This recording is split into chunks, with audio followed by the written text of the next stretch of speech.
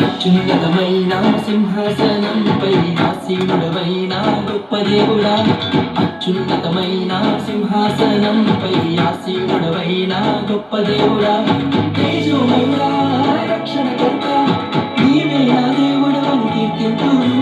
తేజోమయుడా రక్షణకర్త నీవే నా దేవుడు అని గణపరతును. యేసే మార్గం యేసే